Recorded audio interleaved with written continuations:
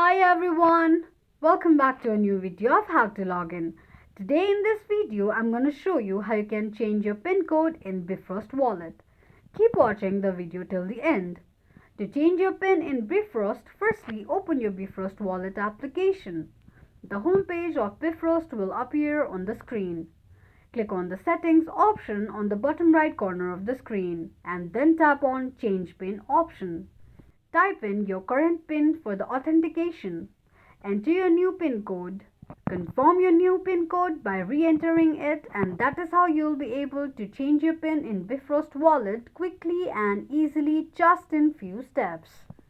Don't forget to subscribe to our channel.